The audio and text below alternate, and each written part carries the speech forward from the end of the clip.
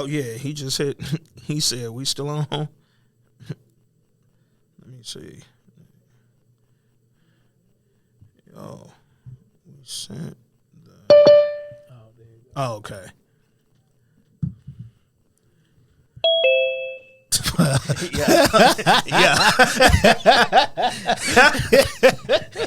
Yo, Varnell. I'm not fucking with this Varnell. Catfish are delicious.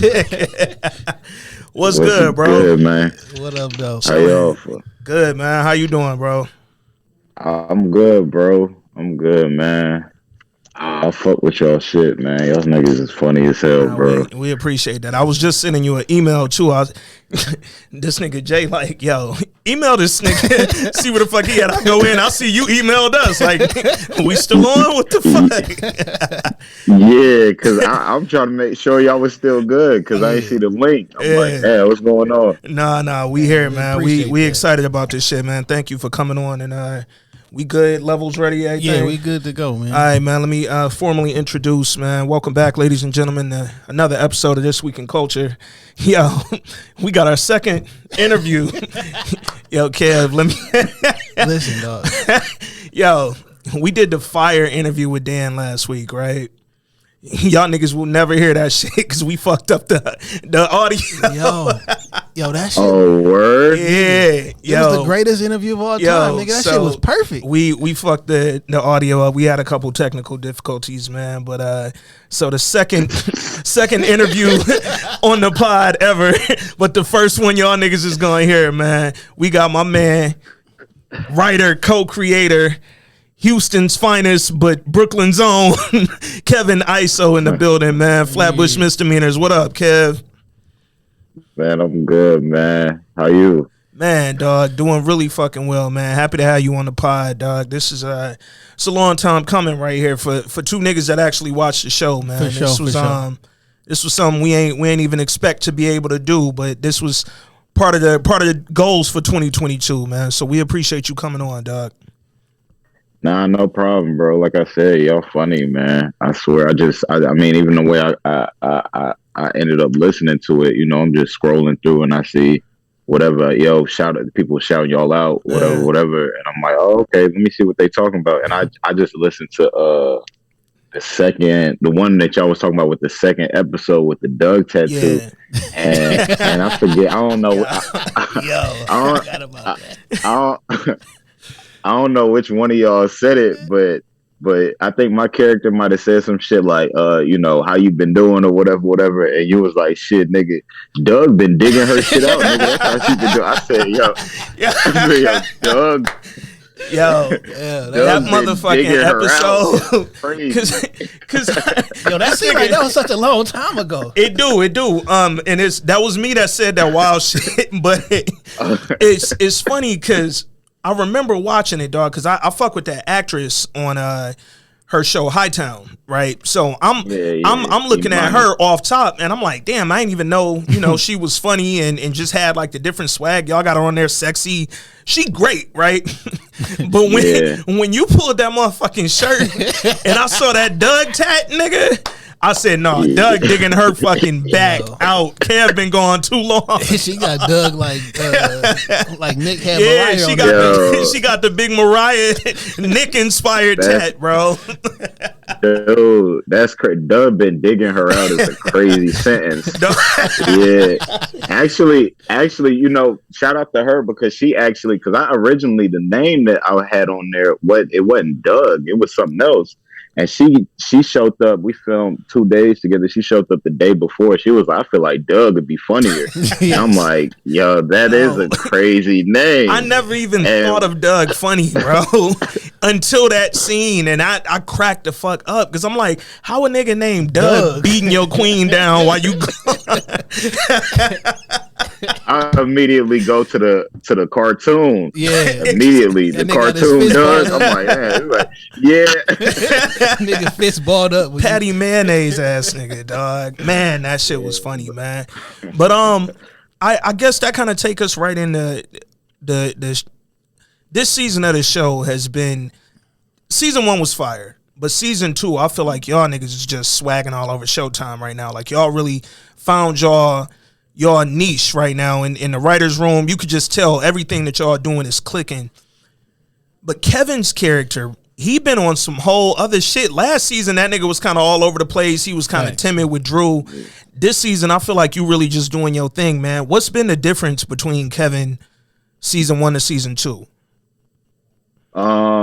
I think it's just a matter of like his back is up against the wall with this one. You know what I mean? The first one, it was just like, you know, I can afford to be lazy. I can afford to not take this and say no to people and this, that, and the third. Where it's like, and this one, he's still stubborn and everything like that, but it's like he don't have nowhere to go to if this thing don't work out. Yeah. So, you know, his chest is out a little bit more. And it's like, you know, when you actually starting to feel that pressure, you like, all right, I need to make sure that I do what it is that I came here to do. Otherwise, I'm going to be asked out on the street or something.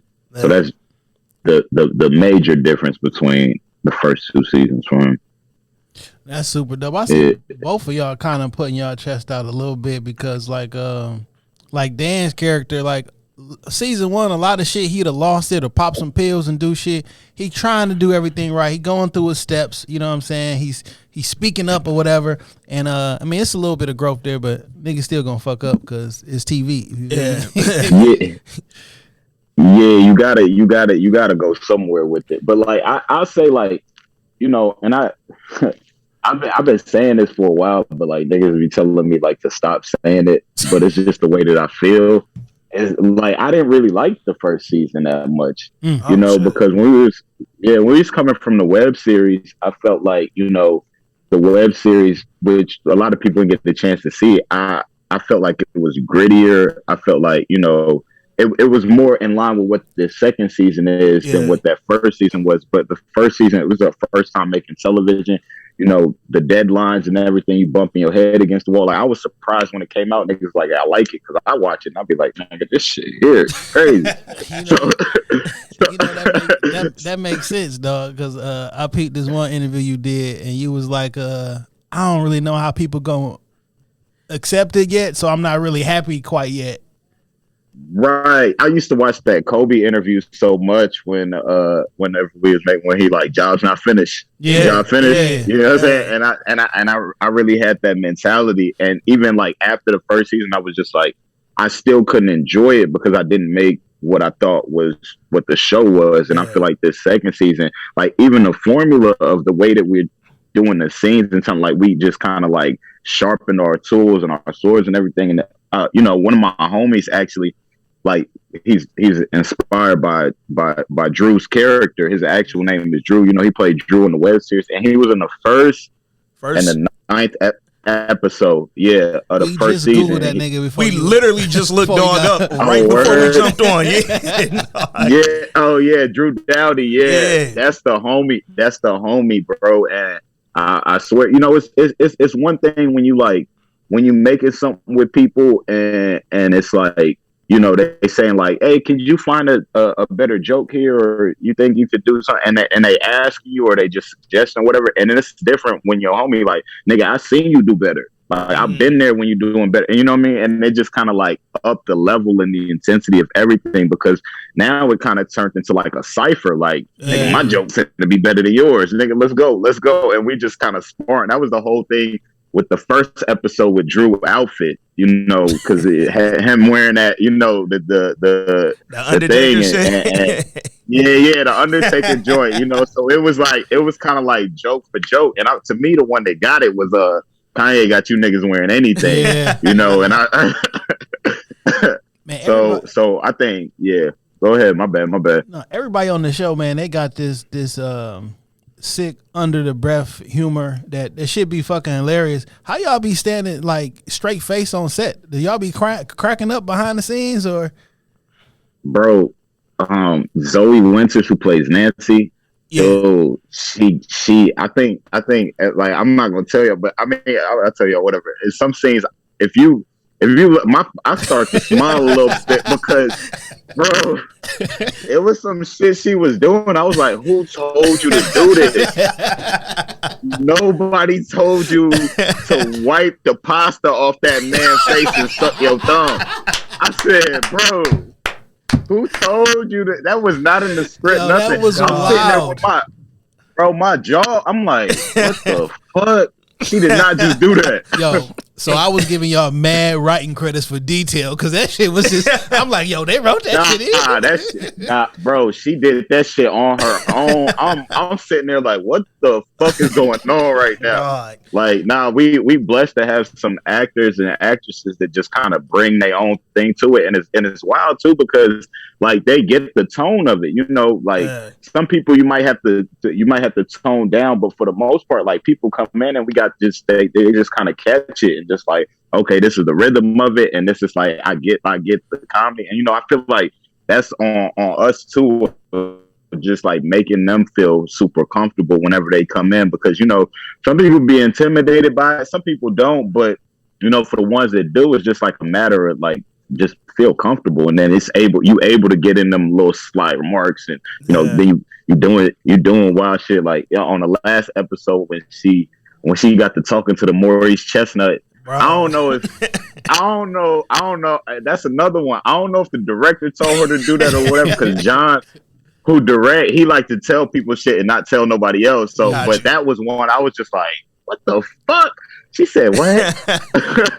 No, stop it. Oh, wow. You dropped one this episode that me and Jay was talking about, and we about to go on and get into it, nigga. The OnlyFans link. Yo, when you said it, I'm sitting there watching this shit with my girl, and I'm like, yeah, I don't think we was together when that OnlyFans link.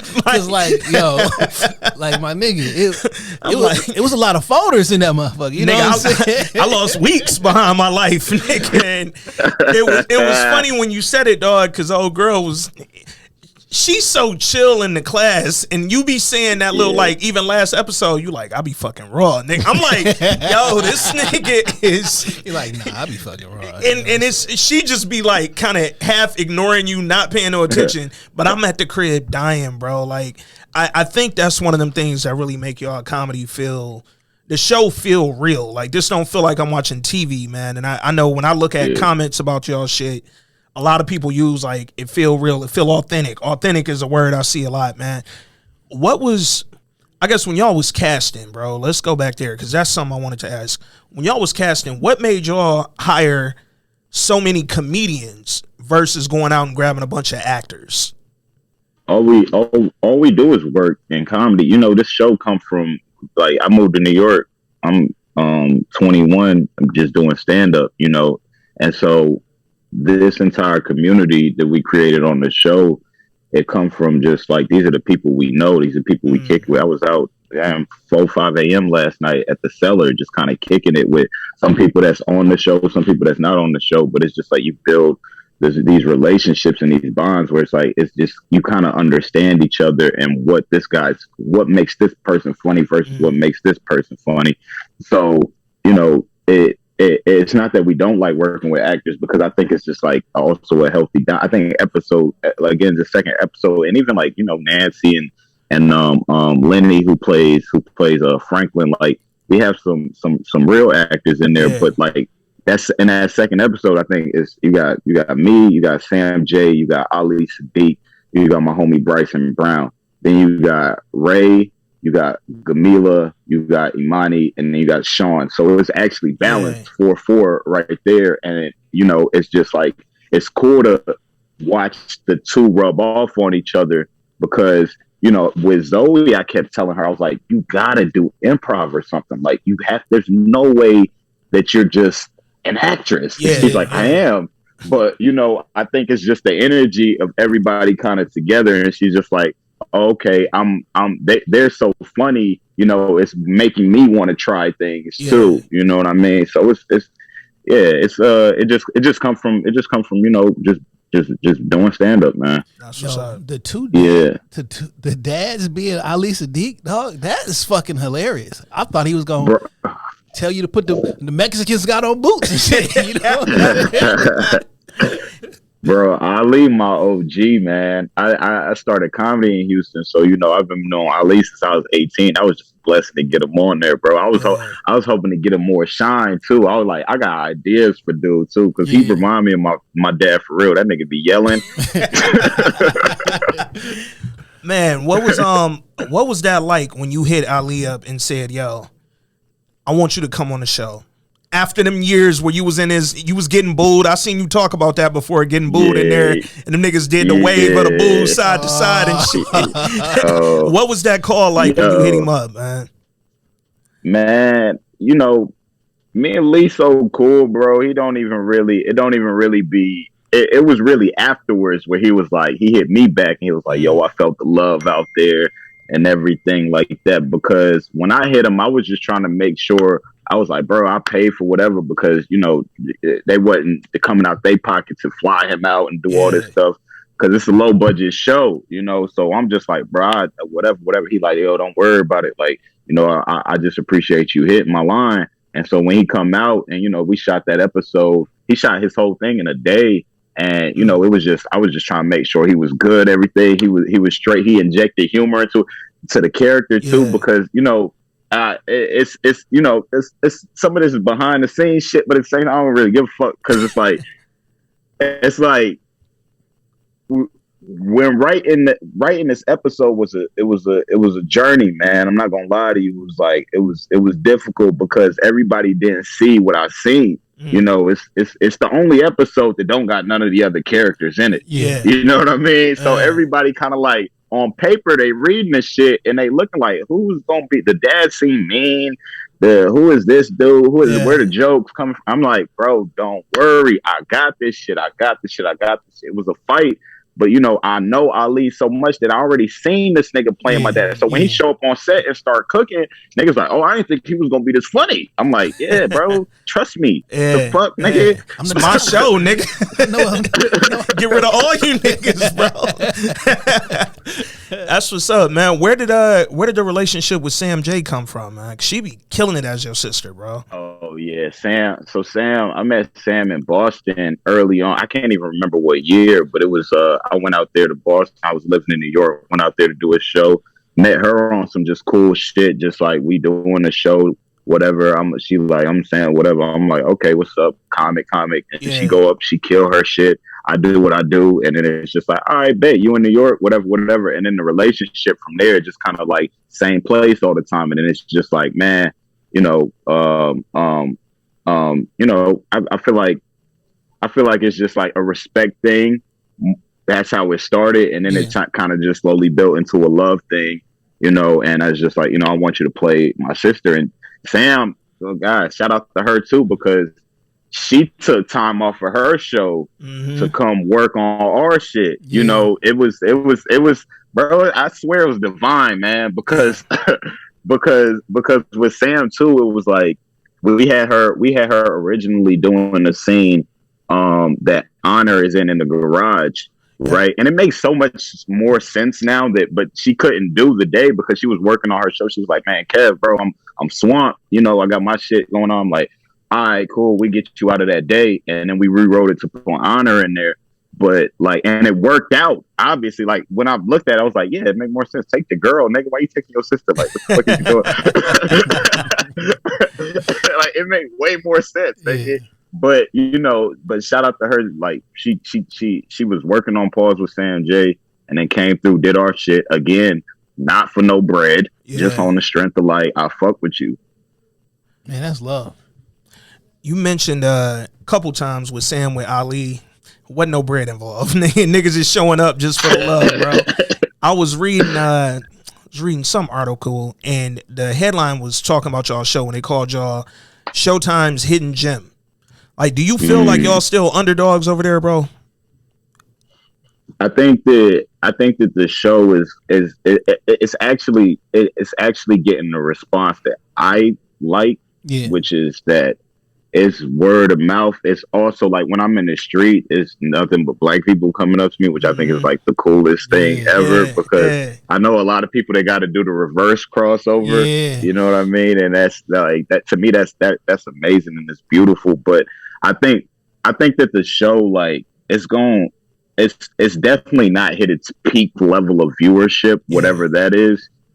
But I like the way that it's going because it reminds me of like, you know, like remember when Good Kid, Mad City came out and it was like sort of like a word of mouth thing, and then all of a sudden it was like everybody was like, oh shit, but at first it was just like, nigga, you heard this? This shit crazy, right? And it feels like that, and you know, whenever it reaches that point in time, whenever you know it's destined to be, then you know that's cool. But I really appreciate the way that it's going right now because it's still like, you know, I could still walk around the neighborhood and not know everybody. Oh my god, like you know what I mean? Yeah, man. Our listeners who fuck with it, you know, they take our recommendations and they all once they start watching, they don't stop. You know what I'm saying? We started doing the reviews from season 2, and they went like, well, I caught up on season 1, and now like this my shit. You know what I'm saying? So it's just relatable. I be seeing. I mean, I know people in my real life that like, oh, that's a Drew ass nigga for sure. Like this nigga, that's my man down the street for sure. We used to call the nigga New York. You know what I'm saying? Listen, call the nigga New York. He's like 24. I was like 12. Yeah. And we had the hoop in my backyard, and he outside in front of my crib smoking a cigarette. And my mom walk up like, yeah, who you here for? Like, how can I help you? Like, oh, I'm here with Jason. Like, nigga, you twice my age. Yeah, how you like, here with me? Nigga? Yeah, but that's a Drew nigga for sure. Yeah. I'm like, yo, that's New York. Where he at now? Prison. Niggas is in prison. That is in prison. Dog. But that's I think that's one thing too, like with y'all show, and even just how you said, like, yo, I like how our shit just building, nigga. It's a slow build, but it's always going up. That's been the same shit with our pod. Like, we started this shit out the blue, out of nowhere, no real, like, I be trying to get more into the socials and doing all that extra shit, but I like the organic build of it, man. Like, that shit just feel different, dog. Like, we was at, me and my girl was at some shit a few weeks ago. This random ass girl from Atlanta was there here in Detroit, and she say, yo, not to be rude or nothing, but like, you got a podcast, don't you? Like, y'all reviewed it, and I'm like, yo, that shit, it feel different than, like you said, being, you can't even walk around because everybody know you and your shit is, right. You know? This shit just feel genuine because it's coming out of nowhere, too. You don't be expecting it. And nigga be like, yo, I was in Seattle. Some nigga just shook my hand like, nigga, I was just watching you on TV, nigga. And that shit hit different, dog. I appreciate you, dog. Yeah, bro. How'd y'all find the show? One of our listeners actually mentioned it was like, cause we got a segment like what we watching, and our listeners are real interactive. They be on our episodes. They do voice notes and shit. And somebody was like, y'all should check this out. I think this y'all vibe, and we did, and we was like, oh, that's my nigga. Yeah, no, it literally, shout out to Shay. She in Chicago. She hit us, told us fuck with it.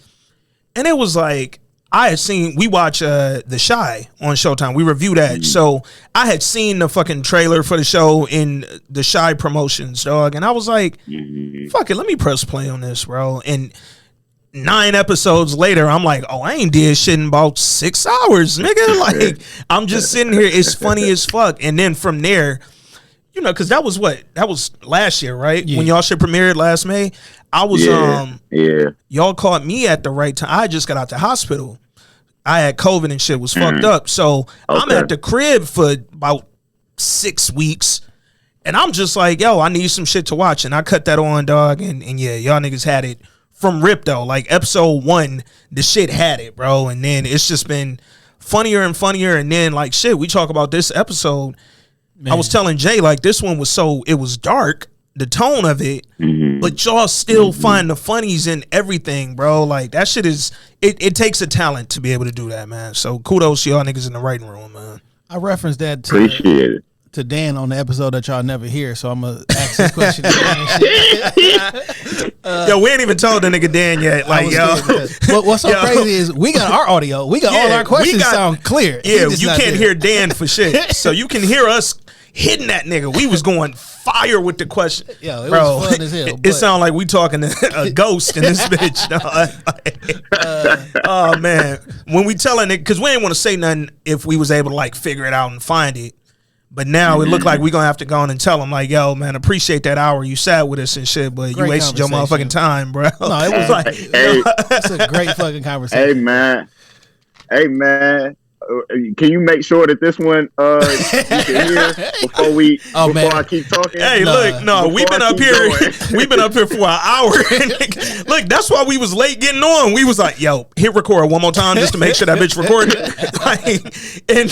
We did not want to call you till we had it right. So it was funny. I was telling Jay like, yo, nigga, I might just sit my phone like this and just record the nigga recording us, nigga, like, because we wasn't fucking it up again, man. Because you know, y'all with our audience, dog, like they don't know us to interview nobody. We had a few people sit on the show, shoot the shit with us, but nobody from the shows that we talk about actually sat and built with us. So it was really important to get this shit right the second time around, because I'm like, all right, after this, nigga, DM Kareem, nigga, like, see what that nigga got going. Like, we only got about, what's Zayna doing, dog? I'm like, hit up damn mama on this show and see if she'll get back to us, nigga.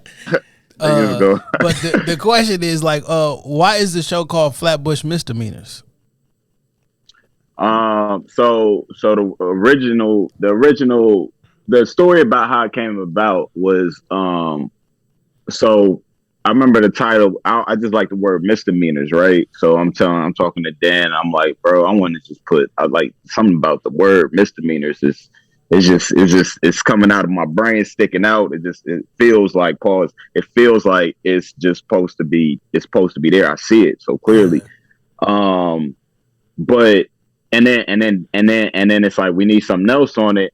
And then, you know, Dan says Flatbush. And I sit there and I'm like, yo, bro, do you understand what that means? You know what I mean? To do a show in Flatbush, because I'm Nigerian and I know what it means to like have something represented of your culture on screen and the shit not be it. Yeah. You know what I mean? Like to sit there and you seen that Will Smith movie with Concussion, and it's man. Like, bro, this is not the accent, nigga. This is not this ain't nothing. Yeah. And it make you upset a little bit. They like, damn, they couldn't find nobody. And so once it was like settled that it was like this was gonna be it, because I love a challenge. Like, to be honest with you, I'm like, I could do it. And also coming from the background, I'm like, bro, I understand, like, okay, what I understand that I don't understand everything, you know, so I know to put other people in the position. So anytime somebody say, like, if they like, oh, in the show where it's like, if the accent isn't authentic or this ain't real, I gave that to somebody from y'all culture. I ain't do it myself. Yeah. I gave that to a Haitian person. I gave that to a Trini person. I let that go because I'm like, all right, look, I'll take care of the Nigerian shit. Y'all got to go do that shit. So, but to me, the opportunity to just be able to represent something that is underrepresented on television was a beautiful. So that's the Flatbush, and then the misdemeanors go like, I remember going to a defensive driving course when I was still down in Texas. I got a ticket or whatever, and I remember the dude told me, like, you know, there's no way to drive perfectly.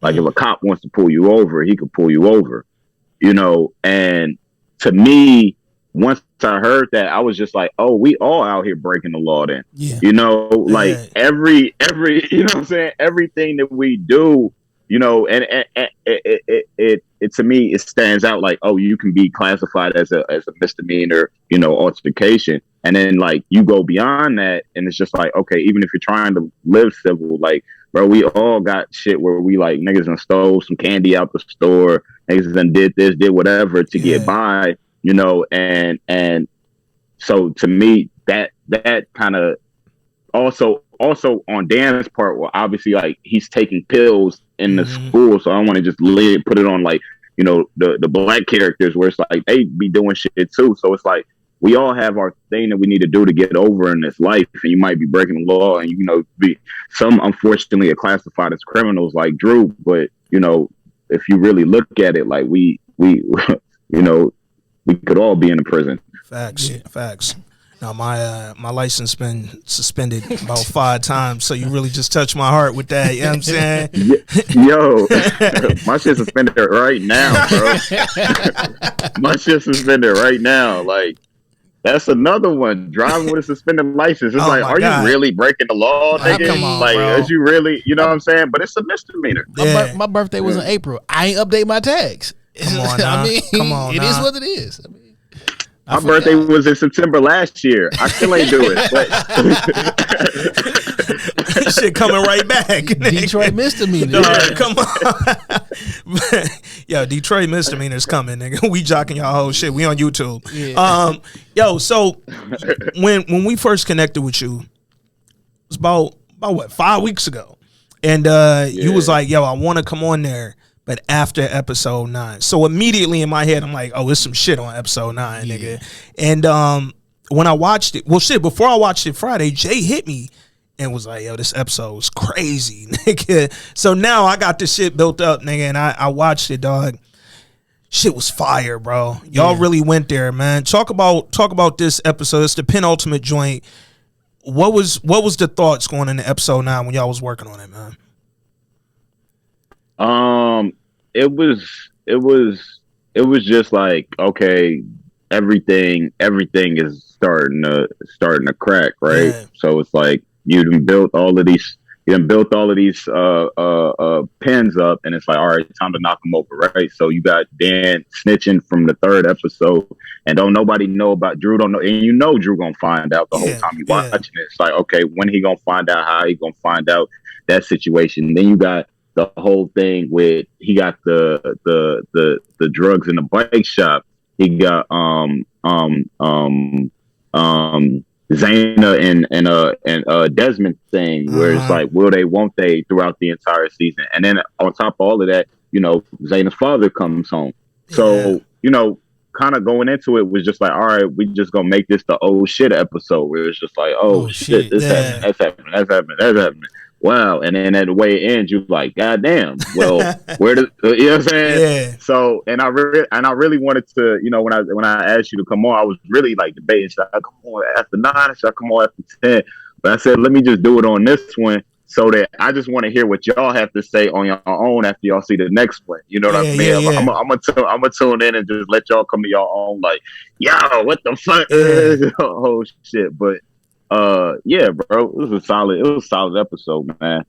What was your favorite part? What was your favorite part in it? I know you got questions for me, but I got questions. Oh no, we all about that. I go first while this thing get the door. Favorite part of this episode, nigga, when y'all was in the office with Nancy, dog, talking about the lean and shit, bro. That whole scene was fucking funny to me. Cause what's my man real name that play that's in the art class? Sharif, yes. Reggie. Got you. Reggie. So when you and Reggie was back and forthing about him stealing the shit, and that nigga said, yo, who you gonna believe, a thief or a liar, nigga? Dog, I'm crying at the crib. Old girl got me. She said every fucking name possible. Bro, she said Waukesha. Like, you sure it ain't yours, nigga? Like, the fuck? I don't know that many fucking names. Dog, you sure it ain't yours? I'm sitting there like, oh, that's what that nigga meant when he wrote the Waukesha song? I thought it was a bitch. I ain't know, dog. So I think that scene in her office was probably my favorite from the episode because it was funny, but I also really had, like, y'all built the tension up. I'm like, damn, Kev might have really fucked this opportunity up doing some shit for Drew again with this damn lean, dog. We back to season 1 with the lean, nigga. So that was my favorite part of that shit. Man, I don't know. I only watched it 1.5 times. I gotta do another one, but I don't know, man. I think so. At the end, right? So like last episode, like you kind of got raw with Drew. He wasn't listening, but you got raw with him and shit. You know what I'm saying? And I mentioned to and I'm like, man, I don't think they scared of Drew no more.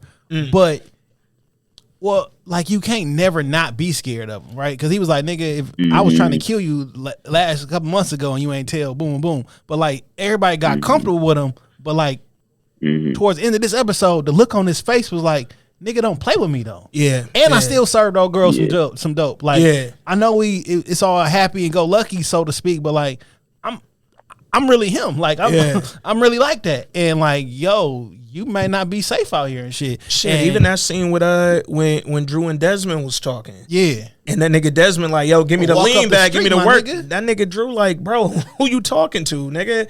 Like, I'm not just because I'm buying from you and your cousin don't mean you my OG now, nigga. Yeah, like I don't work for you, my nigga. Like, we work together. Yeah. But like, one of the reasons I really enjoy the show is because in real life it's a dark show. And not dark, but like it's a serious show. But whenever it get too serious, we'll throw a joke in there, it lighten the mood, and then allow you to be more serious. You know what I'm saying? So right. Nah, for sure, bro, for sure. I mean, I think that's just like a matter of just like perspective on life. You know what I mean? Like if you kind of go through it, and it's rough out here for everybody. Facts. It really is, and it's just like. If you had a mentality to see it always as dark, and we all get there, we all get there. We had them days where it's just like, bro, ain't shit going right. But I like to try my best to maintain a point of view where I could still laugh at shit. You know what I mean? I remember even being younger and just being like, where your main priority is girls, and like if a shorty ain't hit you back, then that kind of fuck up your whole like, man, this bitch don't like me. And then I remember just getting to laughing at myself, being like, nigga, what the fuck? Like, you know what I mean? Just making fun of myself and just being able to like maintain that. And it's just like kind of trying to keep that mentality with everything, even like stand up. If I have a bad set, I just try to kind of keep it like light, but that's just like a matter of, however you watch the show. Like if you're not watching it and you're not finding nothing funny, you know what I mean? That's just that's the way that you see it, and then which is fine because it can still hold up on its own. Thanks. I think one of the things that when Atlanta came out, because we was writing a show when it had got announced that Atlanta was coming out like 2016. I had a feeling that it was going to be something similar, and I love that show so much, bro. Like the way that they do that. It's just, to me, it's just amazing. Yeah. And to me, their show is darker than ours. Yeah. Because they'll throw that Woods episode is like one of my favorite episodes. Me and my homie talk about that shit so much. And it ain't one joke in that motherfucker. And I'm just like, bro, this is such a great episode. Is that the one with Migos on there? Nah, the one in the second season when Brian Tyree Paperboy, he with the girl, he go out with the girl to get their nails done, and then he like, I ain't with this fake shit. Then he end up almost getting robbed and running the woods. And I'm watching that shit like, bro, if this ain't a metaphor for life, I don't know what is right here. This shit. Yeah, man. No, I think kind of to the dark comedy style about that. You mentioned something earlier about how the second season has been closer to the web series. Like y'all kind of, we was looking at the web series shit earlier. You got the one where y'all old girl think he gonna rape her, and y'all he like, no, I got a wife, I got a daughter, like that's not my. But I'm looking at this shit like, yo, this is hilarious. But then I'm thinking, yo, I could see why niggas didn't get it, because this might be it's a line right there. You say rape, niggas is immediately ears turned off. We calling the cops. But y'all niggas went there, and I'm like, that's my type of humor, dog. Like, I mean, I like a rape joke every once in a while. I mean, because they ain't rape her, though. You know what I'm saying? He was like, but I'm gonna hook you up, like, nigga. Next you know, Kev got a date out of it. So you think she cute? Go buy some cupcakes and shit. Yeah, so I can appreciate the turn, because like Jay said, the shit is, a lot of the shit y'all dealing with on the show is serious. Like, if you really a nigga from the neighborhood and hey, I got into it with the dope nigga, now I owe him. That's some real life consequences, nigga. And it's like, y'all finding the humor in shit that happens to niggas in the hood every day. I think it's dope, man, because to see that on TV, especially on Showtime, we ain't seeing that nowhere right now. Like, a lot of niggas is having to kind of cave to the network a little bit with the humor that they giving, and y'all niggas are still being real raw with the shit y'all doing, man. Have you felt like it was any pressure to kind of change how y'all presenting this show? I'm somebody that like, I'm trying to go for the gusto, bro. I'm trying to do as much as I possibly can. Like, I'm not going break down everything because I don't want to just do it all. But I still feel like, the humor and the shit could like I'm still challenging myself. Definitely. You know what I mean? Like I'm still looking at things and still being like, bro, this shit could be better. This shit could be better. And which is very difficult to do with television because you don't make all the choices yourself. Yeah. You know what I mean? So to be able to do it the way that we've done it, with all of the different cooks in the kitchen, I'm very proud of this second season, and I think the humor it does, it definitely it speaks for itself, bro. That shit is just funny, man. Yeah. It should just funny, and then having Hassan play Drew is like, man, damn, bro. I feel like y'all took the leash off that nigga this season, bro. Like he on fire, bro. Yo, we talked to Dan about that. I asked him like how that come about, and you said your man's is who the character was based off of. But this shit casting is so fucking great because, man, that nigga will say anything with a straight face, and you believe him. Like the joke and I'll shoot you in your face. You know what I'm saying? Like everything just sounds funnier from that raspy, serious voice. Man, Hassan, bro, I'll tell y'all something. So I was bitching first season because this nigga had a gun in his hand, and I ain't like that shit. But whatever, the powers that be wanted the powers that be wanted the nigga to have a gun, and that shit made me hot. Wasn't necessary. And I was talking to it wasn't necessary. It was not necessary, bro. So I'm talking to him, and I'm like telling him on set, like, bro, this shit fucked up. How they do us, like, da da da da. Like I'm bitching, I'm getting in my bag, like, yo, da, da. This nigga Hassan gonna be like, yup, it do be like that. They cocked the gun and got up and got ready. I'm like, yo, I got a job to do, nigga. Oh shit, yo. That's funny as fuck. We was asking Dan, but wanted to ask you, like, when he got cast, like, what was your thoughts initially? Because I mean, coming from the roles he's played. Like, we got my nigga Weebay? Like, yeah, and it's like, dog, because we big fans of The Wire up here. Like, that's one of our shows. So it's like, I'm never thinking Weebay to be in a comedy. Nigga, I don't care how dark the comedy is. I never would have put two and two together, man. What was your thoughts when y'all got him locked in? And I wrote his name down on paper, like, before we even had him cast. Like, I was going through just, like, potential Drews, and I had his name at the top. I was like, bro, Hassan would kill this shit, man. Said this nigga, like I'm watching his scenes from The Wire, and I'm just like, this nigga comedian, bro. This nigga funny as hell in this show. The one where he that crazy look when he fucking in the jail eating the food. When he eating the food during the I'll take that one too. All his shit is just fucking hilarious in that show. All of his scenes, and every time he kind of came on, I was like, yo, this a funny nigga, bro. This a funny nigga. It's a funny. So to get him was, to me, validation that the writing was legit, because again, my first time going through the thing, and I don't even know how do we get it to him? Like, I don't know anything that's going on. How is he going to see this? We going through the Drews, we watching them. And then, Hassan thing come up. He don't even audition for the shit because it's like, oh, yes, of course, let's go. Like, come on. So once he okayed it, and we did a Zoom call with him, and it was just like surreal, bro. I was just like, like, regardless of what happens, at least this casting, niggas can't say nothing about this casting, Sticky was another one that I wrote down. I wrote his name down actually first season, because I was trying to go through Anthony's in my head with who looks like Kristen, as well as who can play this, and he was somebody. I wrote his name in Bokeem down, Woodbine, and so yeah.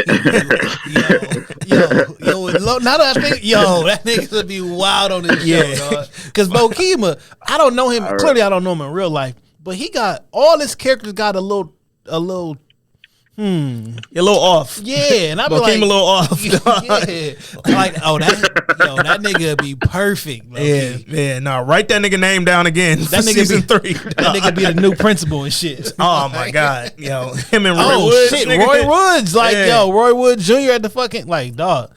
That's so fucking. That's another one, man, where I feel like the casting is so strong, bro. Like Roy's character, it's memorable every time he on the scene, bro. Like I feel like y'all niggas is really writing y'all asses off, but then to match that up with the character or these actors playing them perfectly, bro. Yeah, I mean, I connected with Hassan character because like he been a part of our cinematic shit forever. Now Roy Woods Jr., I mean, back in the LimeWire Kazaa days, he used to have these prank phone calls that used to go viral all the time and shit. Before I even knew what he looked like, I heard his voice. Like I know what his voice looked, what it sounded like and shit. So I'm like, yo, Roy, he gonna be A1 with me for forever. You know what I'm saying? Because nigga, we was emailing them shits around because it wasn't even like you can't tweet them, nigga. We was emailing them motherfuckers around. We was listening to them on because I'm a little younger, but they was on the Chameleonaire mixtapes. And so Chameleonaire had him on his mixtape as like the skits, and that was my first introduction to do. When I met him in New York first time, I was like, "Nigga, I know you from the Mixtape Messiah series." He was like, and I could tell he was over it. He was like, "Oh, he was like appreciate it, but like, nigga, don't age me, nigga. Nigga, I don't do that no more." You like, nigga, I need to pay my rent. I don't do that no more, nigga. Oh man, dog. So going back to the show for a minute, man, it was episode 2. Where you went back home, had to kind of regroup, get your shit back together, get remotivated to go back to New York. Did that ever happen to you in real life where you had to go back to Houston and just kind of refocus a little bit? Man, I was blessed enough to not have to. You know, I thank my mom for being able to find me some work while I was still up here because I was running around here, you know, like most people that move here just like don't got no bread, just trying to figure it out, you know. And my mom really looked out and she got me this job where I was able to like travel and do like this electric medical record thing where we would go into hospitals and teach them, you know, the nurses and doctors how to use the shit. And so I was able to pay my rent and I'd go away from New York for about a month and work and then come back, do stand up for a month, go away, go get some bread. You know, and so, but in my head, I was always thinking about, because I have 3 brothers, and my brothers' voices are all over that episode. Like during the interstitials, that's my brother, that's my youngest brother, my mom on the first one, and then my other little brother is on the last one, the one where he's talking about some like, you know, mom, she just want the best for us, but shit, I'm sometimes I listen, sometimes I don't. That's Jermaine. Jermaine is the one who's the closest to Drew in the family. You know what I mean? Jermaine he be the one put me on game on like, nigga, this how, like, he told me, he was like, the lean in the first episode look fake as hell, nigga, that ain't no real lean. Like, he the one that know, he the one to be knowing. He the one to be knowing. And then my older brother, he that was his song on the end credit because he make music, Mikey. So I put his song on it. So it was really personal, but you know, I always in the back of my head was thinking like on some you know, my life would look like if I had to go back home and had to go figure that out, because my brothers go through that at all. I mean, I went through it when I was still there, but that whole wash the dishes, you ain't leaving until you wash all this, because you know we used to try to wash the dishes real quick. Like my dad be eating and I'm eating, I would try to eat my food real quick and then run and wash the dishes and go get away from it. And he'd be like, I don't know where you going. You gonna wash this dish? All right, I don't even know. I'm playing myself. But yeah, that's what's up. Heavily personally inspired. You know. Yeah. We was when we was talking to Dan, I read a quote. He said that Flatbush was autobiographical emotionally. So like, not all of this shit is, you know, how my life really was, but it's kind of what my life might have been if I had to go through certain shit. So I like how you broke that down, because that's aligned with exactly what he was talking about when he said that quote. I mean, in this show, your mom got you the damn the art fellowship. Yeah. Facts. Yeah. Facts. No, that's a hell of a callback, bro. And slid in the note that says I forget what the note said in your wallet with the condom that's been there for 8 years. But she was like, keep trying. Yeah, keep trying. You know what I'm saying? Like, I didn't know if those were separate or she gave you a condom and told you, like, yo, Nick, keep trying. It wasn't his wallet. It wasn't his wallet. Yeah. He's fucking wrong. Yo, speaking of that, man. So on this episode, it looked like you kind of blew it with old girl from the Fellowship, man. Like, she not fucking with you, man. What's up with the love interest, dog? I thought you was on your way, bro. I was by episode 9. I'm like, yo, he gonna hit episode 9. That's why he want to wait to episode 9 because he go. You know what it is with Kevin Arsema and the show is I wanted it to not be actually romantic. Gotcha. That's why it's not. You never really go there because. You know, too much on. I feel like all the time we see opposite sex, it always ends up being that. Yeah. And so I was just like, man, how it's not that interesting to me, to be honest with you, because it's just like, how many times have we seen that shit? It happens. So their relationship is honestly more of a competitive one, you know, and it's just like that. It's just like sparring with someone who has a similar interest with you, and you know, even though it might be a little bit of like, you know. That energy is definitely always going to be around. But for the most part, it's just like, you know, he want to win the thing and he thinks she a worthy adversary. Yeah. And it's like, all right, let's go at it, you know. So he ain't dropped nothing because he wasn't chasing nothing. What are you talking about, man? What you talking about, nigga? Yo, one of the funniest shits on this whole season was when he was talking to old girl about the pain and he was like bothering her and shit. He walked away like, I love you. I'm like, yo. Shit like that. It be time. I'm like, yo, what? Speaking of like sparring matches and just, you know, worthy adversaries and shit, you also write on that damn Michael Che. You a writer over there. Yeah. When you walk in that room, do you go in that bitch talking your shit, nigga? Oh, y'all niggas still just writing? Oh, I'm on my own shit over here. Nah, I just left my shit. Y'all, I come help with your little shit. Man, they'll flame me right out that room, bro.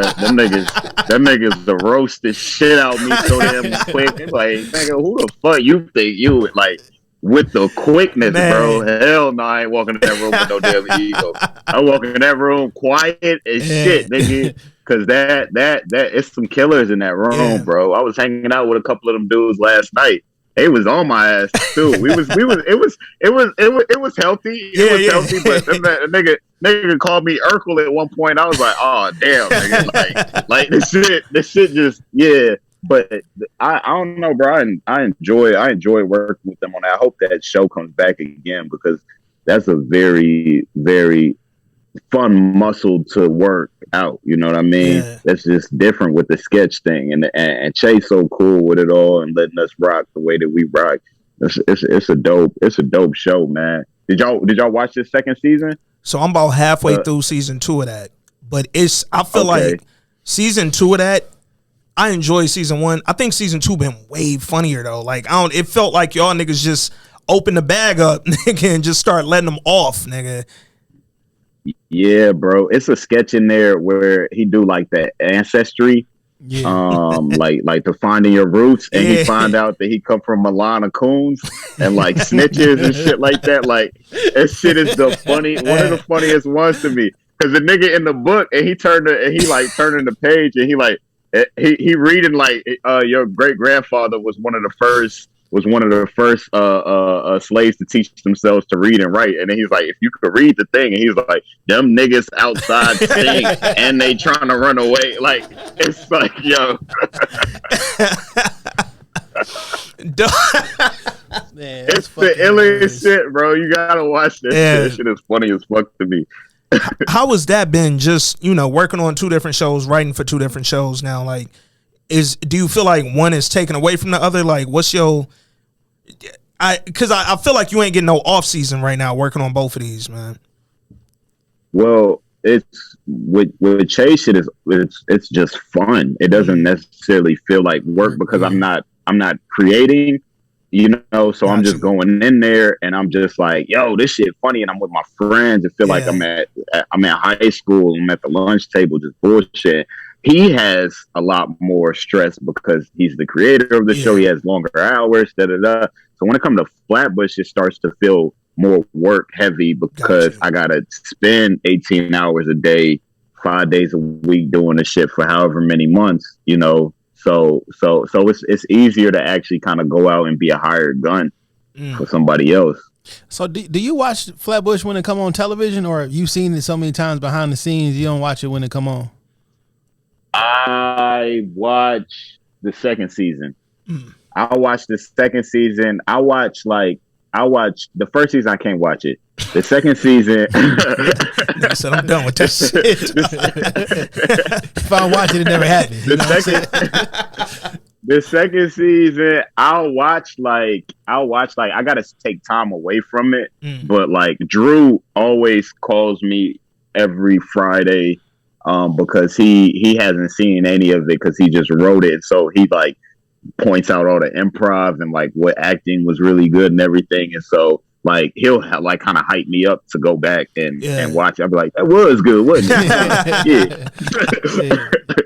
So yeah.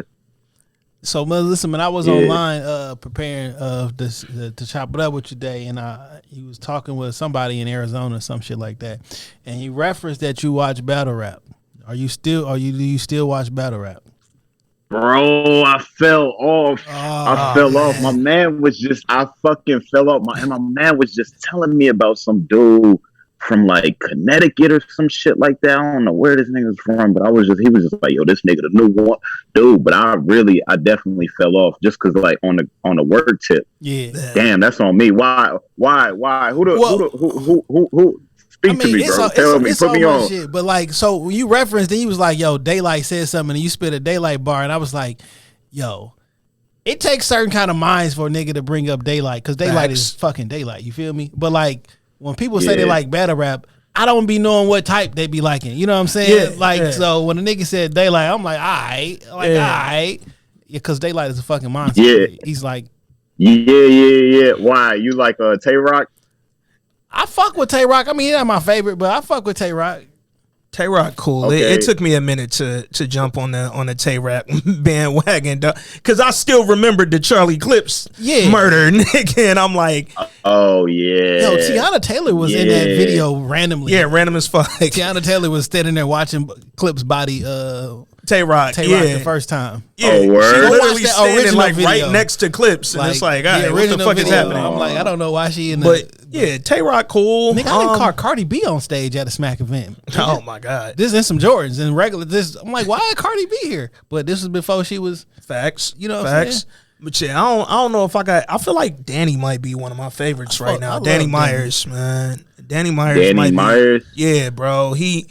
Like, older Danny, I ain't really love. Like, I thought the nigga was good, but I feel like in the last 2 or 3 years, that nigga done just turned into an last animal, couple years, dog. Geechee Gotti, West Coast nigga. He done won. Of course, Clips. I mean, I love battle rap. Yeah, all the legends is the legends. You feel me? Yeah. Yeah, we gonna email this nigga Kev some battles. Send this nigga 30 links. Smack got a whole I'm fucking mad app. as hell. I can't. Oh wait, is it this nigga the block captain? Easy the block captain, one of them niggas. Easy the block captain. And that's dude. Dude. Yeah. That's dude. He was telling me about. He was like, nigga, he just body goods a couple weeks. Like, Easy the block captain, nice as hell, man. And the nigga was in Bel Air, the Fresh Prince shit. He was on that. Yeah. Word. Yeah, he was the nigga Will was running from.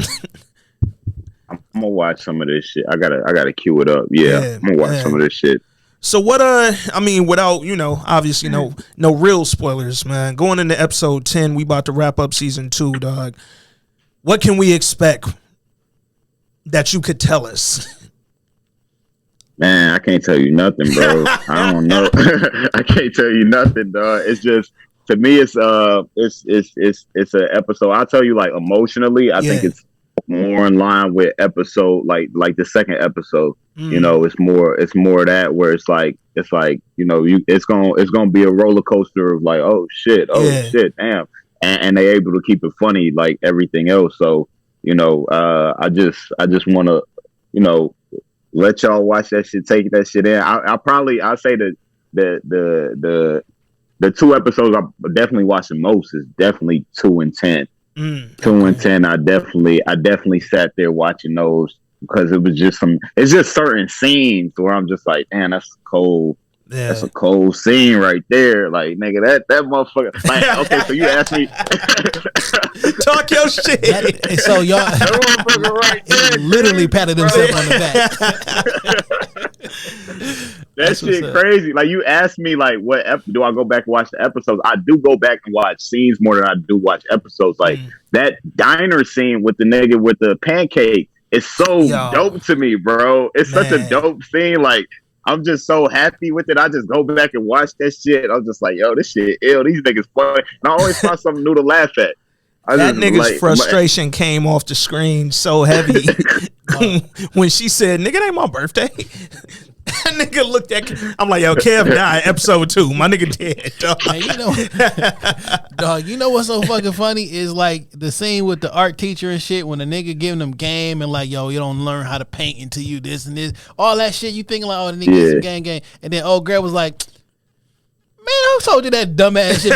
She shitted on all that fucking advice in a quick second. Like, what the fuck is that nigga talking about? Get your dumb ass out of here. You don't learn how to paint. Did the old nigga say that shit? Did they paint? Like, I'm like, yo, just when we thought the nigga was getting groomed. Yeah, finally had something to soak up. Nigga shitted on all that advice. Like, damn, nigga. Man, nah, dog. We really excited about the finale, but really hoping, man, that y'all back for season 3. Because I love the ascension from season 1 to season 2.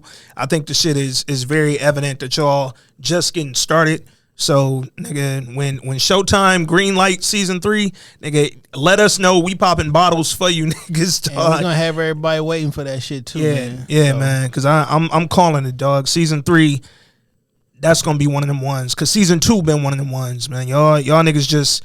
I mean, you don't introduce Sticky Fingers on episode 9 and then like, Sticky Fingers got out of jail. Y'all got to come back, nigga. Oh, we need to see this shit play the fuck out. I didn't come out of prison for this, nigga. Like, we here, man. So I'm definitely looking forward to the finale.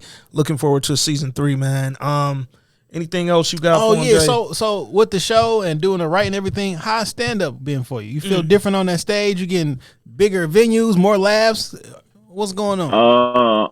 I was just actually in Detroit, bro, a couple weeks ago with Ali. He was doing the House of Comedy. Yeah, I know. That's wild. How we ain't know, nigga? Yo, get this nigga more active on the socials, dog. We done pulled up. Shit. Nigga Kev on the socials not saying shit to nobody, man. I don't know, bro. It's fun. It's fun this way. I ain't gonna lie. It's very fun. It's very fun just doing shit and just being like, whatever, man. Niggas catch me, they catch me. Yeah, I ain't even. Yeah, but I fuck with Detroit. I fuck with Detroit, man. That was my first time out there. I like y'all city a lot, bro. It's very cool. Y'all got some good people out there, bro. Yeah, man. Detroit's we was talking about this recently, probably during one of the Monique combos. Detroit's a real loyal comedy market, bro. Like, if we fuck with you up here, we'll fuck with you for the rest of your career. Niggas still pack out Steve Harvey shows, Cat, all them niggas. Like, you come to Detroit, nigga, if we fucked with you in 2001, you still get love here in 22, man. Shit, Mike Epps did a New Year's Eve here 5 years in a row and shit. Yeah. Like, this one of the markets, man. Like, we love who we love here, dog. Like, that's just what it is, man. That's a great way to put it, man. Because even that night that I was with Ali, one of them nights Anita Baker was doing the whatever the arena. Yeah, and he still had his shit packed out. Like, you know what I mean? I'm like, damn. So that's crazy. Like, that's love right there. Yeah. That shit, you know, it was so many damn people over there. Niggas' phones wasn't working. You know, you get around 20,000 people. Your signal, so that was dope. That was really dope, man. I live a couple blocks from where y'all was at. I stay downtown. So y'all have my phone signal fucked up too. I'm gonna blame Ali for that. I'm not even putting that on Anita, nigga. I'm blaming you and Ali for that. Like, these niggas packing out the shit. I can't call my girl back. Damn. Oh, that's why you didn't call her back. See, babe, I couldn't call you back. You got proof recorded, nigga. Like, this why I ain't call you back, nigga. Yo, man, we appreciate you coming on, dog. This shit's been a fucking ball, nigga. We got the recording, so you set. we set, nigga. I've been watching the recording like the whole time too. Like, that shit's still red. All right, nigga. Yo, man, thank you so fucking much, bro. We happy to kick it, man. Hope we get to do this shit again, bro. Yo, This Week in Culture, man. We appreciate the love. I'm glad we was able to connect, man. Kevin ISO, bro. Yeah. Clap it up for my nigga, bro. Oh shit. This nigga hit the laugh track. This nigga hit the laugh track. Hey man, Fuck it. It's a funny nigga, dog. Kev, man, thank you for coming on, bro. Thank you, bro. Y'all enjoy y'all Sunday, man. Hey, you do the same, man. I'm about to go see Kendrick. Oh shit, this nigga going to see Kendrick too. Yeah. Oh, word? Yeah, He shit. here tonight at same arena Anita was at. So we headed there, bro. Man. Yeah, my brother was at that. He said it was a dope. He said it was a dope show. And this nigga, I've been seeing on the internet that the nigga been disappearing and vanishing on stage. I got to see this shit with my own eye. Oh, I seen the YouTube clips where that nigga be on stage and he just be going. So he gonna have to do that shit in front of me. He only like 5'4", so I mean, it ain't. He could have ducked. Nigga pulled the sweater up and just got up out of there, nigga. Yo, this in real life, I got a clip. Hard, Yo, I got a clip. It's close up too, dog. I don't know if he doing that. Nigga brought out a little puppet of himself and then just disappeared. Him and the puppet. Oh shit! The puppet only 5'3", nigga. He gonna have to prove that shit to me. Type in YouTube Kendrick Lamar disappearing. That shit, and it's not even the same song. Like different songs. Nigga just disappeared. Nigga just dip. All right, he on some Kanye shit. I need to see this shit in real life. So that Kanye shit got these niggas tripping, bro.